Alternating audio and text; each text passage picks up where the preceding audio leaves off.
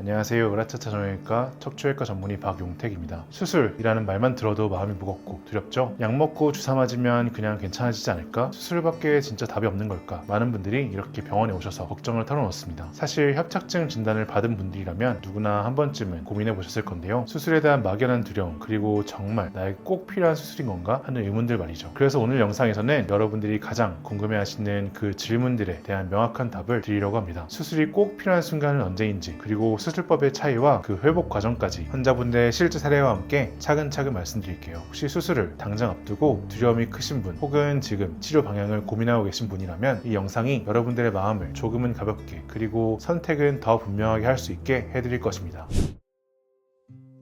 저희 병원에 오시는 분들 중에 수술밖에 답이 없다라고 들으시고 걱정하시면서 오시는 분들이 정말 많습니다. 하지만 실제로는 협착증 환자가 10명 있다라고 하면 6, 7명은 약과 주사, 그리고 생활 습관만 조금만 바꿔줘도 충분히 좋아질 수 있습니다. 약과 주사를 통해 신경의 붓기와 염증을 가라앉힐 수 있습니다. 그때 신경 통증을 끊어낼 수 있는데요. 이때가 중요한데요. 이 약 효과가 돌아서 허리의 통증, 신경 통증이 없을 때 허리를 지탱하는 근육을 키워주면 근본적인 협착증으로부터의 회복이 될 수 있습니다. 방법은 생각보다 어렵지 않습니다. 의자에 앉을 때 허리를 등받이에 꼭 붙여서 허리를 펴고 앉으시고요. 하루에 2번 20분씩 허리를 꼿꼿이 펴고 팔을 흔들며 걸어주세요. 또 무릎을 대고 엎드려서 코어에 힘을 주는 하프 플랭크를 30초씩 하루에 3번 꼭 챙겨서 해보세요. 연구에서도 이렇게 간단한 생활습관과 운동만으로도 허리에 가는 무리한 힘이 줄고 통증 없이 걸을 수 있는 거리가 늘어난다고 하고 있습니다. 정리하면 약과 주사, 그리고 바른 생활습관이 협착증 치료의 첫걸음입니다. 통증이 줄어들어 있는 동안 꾸준히 걷고 코어 운동을 하면 일상으로 돌아가는 속도가 훨씬 빨라질 수 있습니다.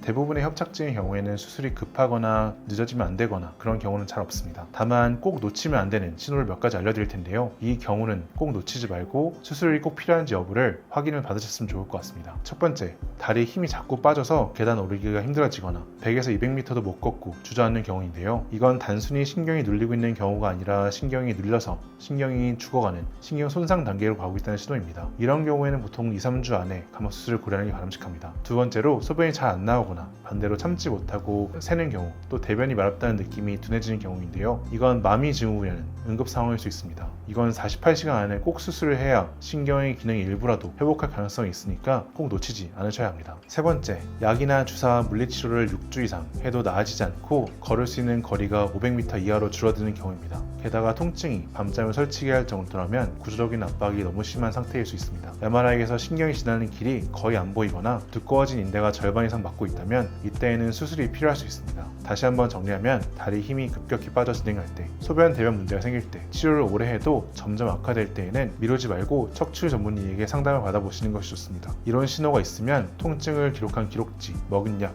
맞은 주사 이런 내용을 챙겨가서 수술과 비수술 다 한 의사에게 꼭 상담받는 것이 안전할 것 같습니다.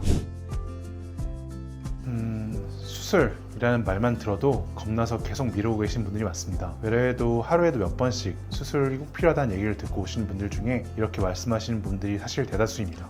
사실 이전 수술 방법이라고 하면 수술 이후에 후유증도 많고 합병증도 많고 수술한 것 자체 때문에 몇 년 뒤에 또 수술해야 되거나 하는 합병증들이 많아서 수술이 사실 고민이 되셨던 것들이 충분히 잘 이해가 됩니다. 하지만 요즘은 7mm 작은 구멍 하나로 튀어나온 인대를 정리하는 내시경 강압술로까지 기술이 많이 발전했습니다. 피부에 볼펜으로 콕 찍은 정도의 상처라 근육을 자르지도 않고 허리뼈를 깎지도 않아서 다음날부터 보통 다 걸을 수 있습니다. 많이들 걱정하시는 전신 마취를 하지 않고 수면 마취와 척추 마취를 병행한 정도로 진행이 가능해서 당뇨가 심하시거나 심장약을 드시는 분들도 비교적 안전하게 수술을 받으실 수 있습니다. 덜 아프다고 계속 수술을 미루게 되면 문제가 오히려 더 커지는 경우가 있습니다. 걷는 거리가 500m에서 100m로 줄어드는 그 사이 동안 신경은 압박에 적응하지 못하고 늦게 수술을 하면 수술이 잘 되고도 저린 증상이나 당기는 증상이 남을 확률이 2배 가까이 높아진다는 보고까지 있습니다. 중요한 건 언제 어떤 방법으로 수술을 하느냐이지 무조건 큰 수술은 피하자가 아니라는 점입니다. 일단 환자분들이 굉장히 여러 병원을 돌고 오시는 분들이 많습니다. 어느 병원에서는 협착증이니까 수술을 해야 된다, 어느 병원에서는 근육의 문제니까 운동을 조금 더 열심히 하시면 된다, 여러 가지 다른 의견을 듣고 오시는 경우가 많은데요. 진단에 따라서 해결 방법도 굉장히 천차만별로 듣고 오시는 경우가 많습니다. 대부분의 경우에는 의사별로 경험이 다 다르고, 그리고 학문적으로도 재활의학과를 전문했는지 아니면 정형외과를 전문하셨는지 그런 부분에 따라서도 그 중점적으로 보는 부분이 다르기 때문에 다른 결론이 나기도 하는데요. 결론적으로는 디스크 협착증의 경우에는 확진 검사, 최종 검사는 MRI입니다. 그래서 최종적으로 MRI를 찍고 확인한 결과가 본인의 진단에 가장 맞는 진단명이라고 보여지고요. 아직까지 MRI를 찍어보시지 않으신 상태에서 진단을 들으셨다라고 하면, 그리고 주사나 물리치료 이 정도의 가벼운 정도의 치료에 해결이 안 되시는 상태라고 하면 척추외과 전문의가 있는 병원에 찾아가셔서 찍어보는 MRI로 확진 검사를 받아보시는 게 좋을 것 같습니다. 만약에 확진 검사인 MRI까지 시행했는데도 불구하고 진단명이 갈린다라고 하면 사실은 어떤 진단이 맞는 건지 알아보는 가장 확실한 방법은 수술부터 비수술까지 다 잘하는 척추외과 전문의를 찾으셔서요, 3군데 이상의 의견을 들어보시는 것이 가장 확실한 방법일 것 같습니다. 물론 수술 전에 꼭 준비해야 될 것이 있습니다. 아까도 말씀드렸다시피 대다수의 협착증이나 디스크 같은 병들은 수술이 꼭 필요하다고, 수술밖에 방법이 없다고 들으셨다고 하더라도 여러 의견을 정확하게 들어보고 자세하게 들어보고 긴 시간 면담을 해보고 해결해보자는 의사가 있으면 수술 전에 같은 MRI를 들고 여러 척추외과 전문의에게 의견을 들어보시는 것이 좋습니다. 여러 의견을 종합하다 보면 비슷하고 공통된 내용이 있을 건데요. 혹시 수술을 하지 않고 해결할 수 있는 여지가 있다라고 하면, 마비가 있는 상태가 아니라고 하면 그 방법을 먼저 따라가 보시는 것이 좋은 방법일 수 있을 것 같습니다. 또 한 가지, 수술까지 하게 되더라도 코어 근육이 강할수록, 운동을 많이 하시는 분일수록 회복이 빠르고 경과가 좋은 경우가 많습니다. 수술이 결정되었다 손치더라도 걷기 운동이나 가벼운 운동을 놓지 말고 계속해서 근육을 유지하시는 것이 수술까지 하게 되더라도 그 결과를 더 좋게 할 수 있는 방법일 수 있을 것 같습니다. 또 3번째로, 수술 이후에는 혈류가 가장 중요한데요. 혈류를 제한하는 활동들, 그러니까 당뇨, 혈압, 담배 같은 것은 꼭 관리를 잘 해주시는 것이 좋습니다. 당뇨가 있으신 분들은 수술 전에는 당 관리를 더 철저히 해주시고요. 담배는 가능하면 금연, 못하시겠다라고 하면 반 이하로는 줄여주시는 것이 좋습니다. 그래야 수술 이후에 합병증도 줄고 결과도 좋을 수 있습니다.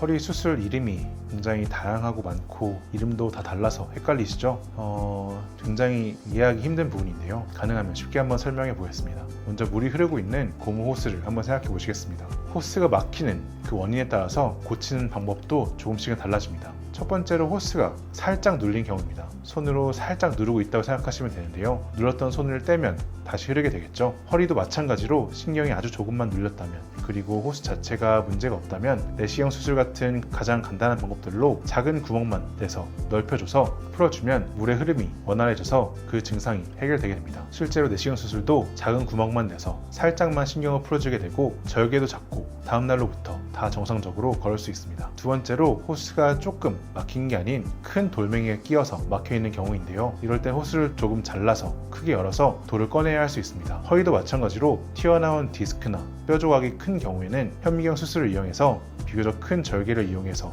큰 덩어리들을 꺼내게 되는 경우가 있습니다. 세 번째로, 호스가 꼬여 있거나 아니면 연결된 부분이 헐거워져서 흔들흔들 거리는 경우가 있을 텐데요. 이럴 때는 호스 연결 부분을 나사랑 꼭 조이거나 꼬인 부분을 풀어줘야 물이 새지 않겠죠. 허리도 뼈가 많이 흔들리거나 어긋나 있거나 한 경우엔 그 상태를 풀어서 나사못으로 다시 고정해주면 허리에 흔들리는 부분, 꼬여있던 부분이 풀려서 신경이 잘 흐를 수 있게 됩니다. 결국 허리에 신경이 살짝 눌린 건지, 큰 덩어리가 있어서 눌리고 있는 건지, 신경이 지나가는 관 자체가 꼬여 있거나 어긋나 있거나 흔들리는 건 아닌지 검사를 해서 그에 딱 맞는 방법을 선택하는 게 가장 안전하고 효과적인 방식일 것입니다.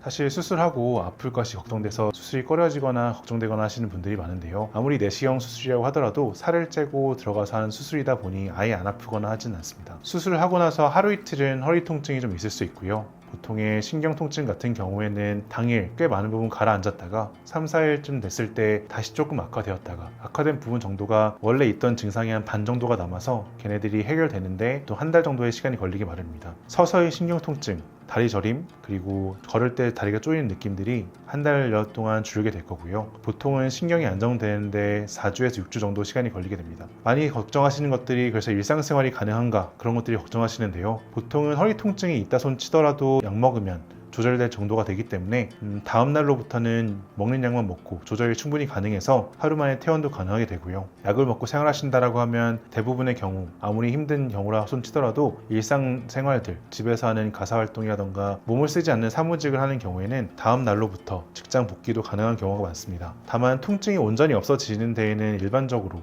허리 통증의 경우에는 한 2주 정도 걸리고요. 신경 통증 같은 경우에는 길게 가시는 분들은 6개월에서 1년까지도 조금씩은 있는 경우가 있지만 그 부분에 대한 것들 것들은 약으로 해결되는 경우가 많기 때문에 일상생활 복귀는 다 가능하게 됩니다.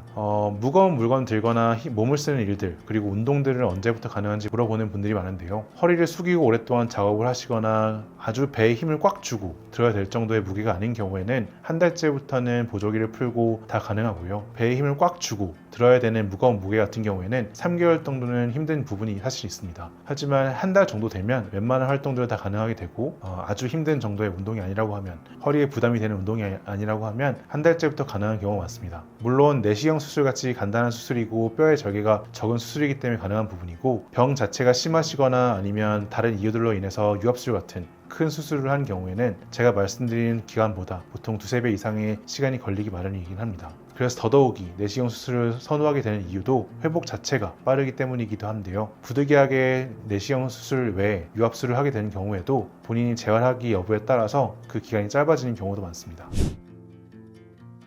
협착증 수술하시고도 고생하시는 분들의 이야기를 많이 들어서 이런 부분에 대해서 걱정이 많으신 걸 알고 있습니다. 예전에 수술하신 어르신들 이야기를 들어보면 협착증 수술은 잘 됐다고 하는데 수술한 후유증 때문에 몇 년 뒤에 또 수술할 정도로 안 좋아진다거나 허리 수술 잘 됐다고 하는데 허리 통증이 계속 남거나 허리가 굽어버리는 일이 많이 있으셨는데요. 이 부분은 사실 여러 가지 이유 때문에 생길 수 있습니다. 근데 대부분의 경우에는 우리가 수술을 함에 있어서 기술이 개발되기 전에 유압술이나 절개 수술로 해야 했었기 때문에 발생할 수밖에 없었던 그런 부작용인 경우가 많습니다. 절개 수술을 하게 되면 아무래도 근육 손상도 많게 되고 허리를 고정하게 되면 허리의 기능이 떨어지기 때문에 기능이 떨어지게 되면 허리가 더 빨리 늙어버리는 퇴행성 질환이 진행되는 부분이 있기 때문에 허리가 더 악화되고 몇 년 뒤에 허리 수술을 또 할 정도로 다시 안 좋아지는 경우가 많았었는데요. 전부 다 정복됐다고 말씀드리긴 힘들지만 대부분의 경우는 내시경 수술까지 척추 수술이 발달해서 많은 부분 부작용들과 후유증들이 정복된 부분이 사실 많습니다. 그리고 수술 이후에 만약에 재발하게 되더라도 예전에는 그 재발에 대한 부분을 큰 수술로밖에 해결할 수 없었다라고 하면 최근에는 그 재발된 부분에 대한 수술도 간단한 내시경 수술로 가능한 경우가 많기 때문에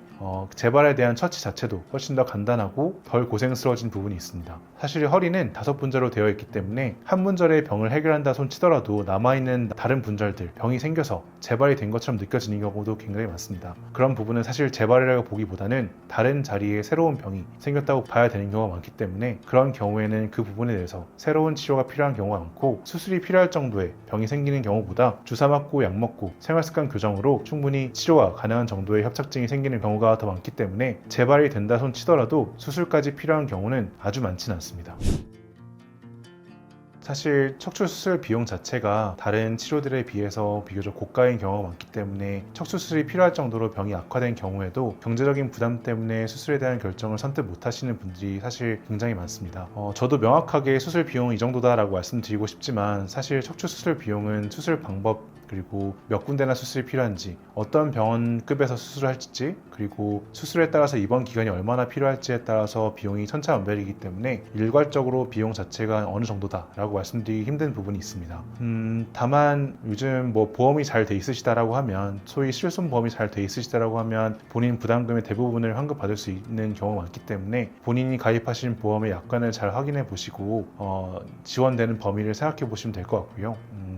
비용은 대부분 아까 말씀드린 요소에 따라도 결정이 되지만 수술 과정에서 어떤 변수가 있을지 모르기 때문에 수술 중에 피가 나는 상황, 수술 중에 신경이 손상이 될 수 있는 상황, 그리고 변수가 있을 다른 상황들에 대해서 다 대비를 하고 들어가기 때문에 고가의 소모품이나 특수 재료 같은 것들을 준비하고 수술을 하는 경우가 많습니다. 그래서 소위 비급여 항목들이 쓰이는 경우가 많은데 그 항목들을 쓰게 되는 경우에는 비용이 많이 추가가 되는 경우도 있지만 사실 그 항목들이 수술이 꼭 필요한 경우가 많기 때문에 그게 필요한지 여부 그리고 쓰게 되는지 여부에 따라서 비용 역시 천차만별인 경우가 많습니다. 그래서 본인의 상황을 잘 아는 것이 잘 판단해 보시는 것이 제일 중요할 텐데요. 어떤 진단이 있는지 어떤 수술이 필요할 정도의 병인지에 따라서 치료의 금액이나 경제적 부담이 달라질 수 있고 입원 기간이 달라질 수 있습니다.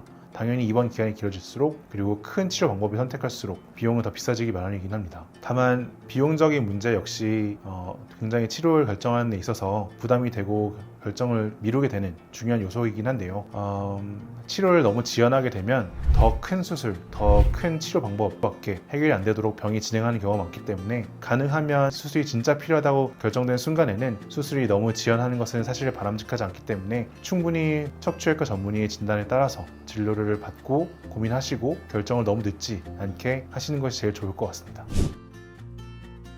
PSLE 내시경 감아 수술 같이 간단한 내시경 치료 방법만으로 완치가 가능한 경우라고 하면 사실은 재활 치료가 특별히 필요하지 않은 경우가 더 많습니다. 보통 걷기 운동을 꾸준히 하거나 코어 운동을 집에서 해주거나 하는 정도의 자가 회복 같은 루틴만 해주시면 일반적으로 재활이 충분한 경우가 많습니다. 그래서 보통 내시경 수술을 하는 것들을 비용적인 부분 때문에 걱정을 많이 하셔서 수술을 안 해보려고 도수치료나 주사치료 같은 것들을 반복하시는 분들을 보면 꼭 해드릴 말씀이 있는데요. 오히려 그런 수술들이 비용적으로는 자잘하게 나가는 비용들이 커 보이지 않겠지만 결과적으로 모아놓고 보면 수술 한번 하는 비용에 맞먹는 경우도 꽤 많이 보게 됩니다. 그리고 또 한 가지는 우리가 수술을 안 해보겠다고 지연하다 보면 병은 진행하게 되어 있고 병이 진행하게 된다라고 하면 간단하게 내시경 수술 같은 것들로 해결할 수 있는 병을 유압술이나 절개 수술 같이 큰 수술까지 해야 되는 경우로 병이 진행되는 거죠. 그렇게 돼서 절개술이나 유압술 같이 큰 수술을 하게 되면 오히려 수술 이후에 재활 과정이 꼭 필요한 경우가 생깁니다. 그렇게 되면 수술 이후에 재활을 하느라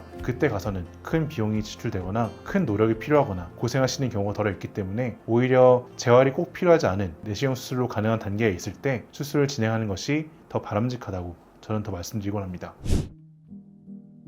환자분들은 대부분 사연이 있고 저랑 긴 면담을 갔기 때문에 기억나는 경우가 굉장히 많은 것 같습니다. 그 중에서 특별히 기억나는 두 분이 계신데요. 첫 번째로는 83세 할머니셨는데요. 허리 협착증 때문에 집 앞에 편의점까지도 50m도 잘 못 걸으셨다고 합니다. 그냥 약과 주사 정도로 당장의 통증만 좀 줄여나가면서 남은 여생을 보내시려고 하셨다라고 하셨습니다. 그런데 이분 손녀분이 계셨는데요. 이분 손녀분이 부모님이 안 계셔서 할머니가 유일한 친척이셨던 걸로 기억합니다. 손녀분이 결혼하게 되면서 결혼식이 2달 앞으로 다가와서 저에게 찾아오셨습니다. 손녀분이 아무래도 같이 함께할 친척이 할머니가 제일 가까운 친척이었기 때문에 이제는 어떻게 해서라도 손녀분과 함께 버진로드에 같이 걸으시겠다는 목적을 가지고 저희 병원을 찾아오셨던 것 같습니다. MRI를 보니 신경이 심하게 눌려 있었었고 기존의 동네 병원에서도 너무 여러 차례 수술을 많이 맞으셔서 더 이상 수술을 하지 않고서는 해결할 수 있는 방법이 없는 상태셨습니다. 저는 계획된 결혼식 2달 전쯤에 작은 구멍 하나로 하는 내시경을 통해 수술할 것을 제안했고 많이들 걱정하셨지만 비슷한 연세의 환자분들이 안전하게 수술받고 회복한 사례들을 많이 보여드렸고 어려운 고민 끝에 결정하시게 됐습니다. 수술은 다행히 30여 분 만에 끝났고 바로 다음날 통증 없이 50m 이상 걸을 수 있게 되셨고 3주 뒤에는 400m도 통증 없이 걸을 수 있게 되셨습니다. 결국 결혼식 날에는 손녀분과 팔짱을 끼고 버진로드를 끝까지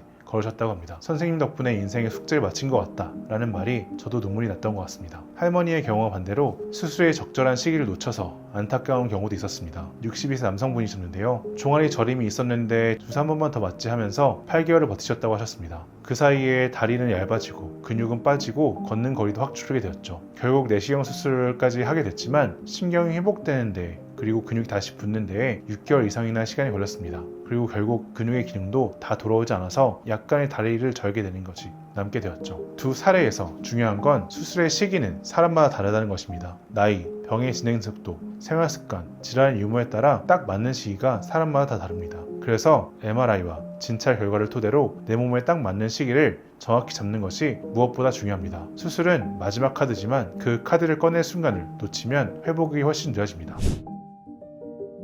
제가 레지던트로 대학병원에 근무하던 시절에 저는 여러 분과를 돌면서 평생 할 전공을 정하는 데 고민을 많이 했던 것 같습니다.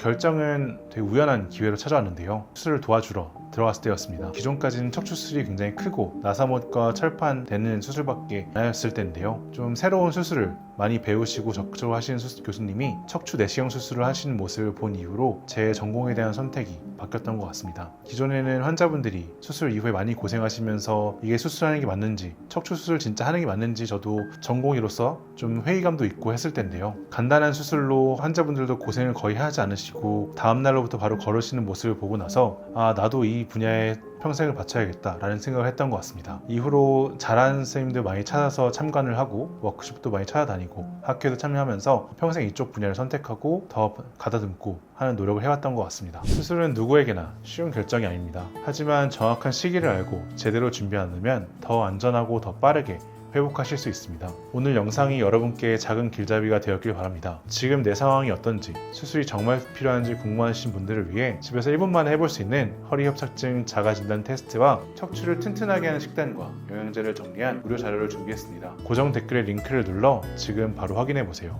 작은 점검이 큰 수술을 막아줄 수 있습니다. 만약 자가진단 결과가 고위험 단계라면 절대로 혼자 버티지 마세요. 이 순간이 치료의 시기를 놓치느냐, 회복으로 가냐를 결정하는 중요한 때일 수 있습니다. 아래 전화번호로 연락주시면 짧은 상담만으로도 어떤 검사가 필요한지, 어떤 치료가 도움이 될지 안내해드리겠습니다. 더 많은 도움이 되는 정보를 원하신다면 저희 채널을 구독해주시고 알림까지 켜두시면 앞으로도 건강한 허리를 지킬 수 있는 방법을 꾸준히 전해드리겠습니다. 감사합니다.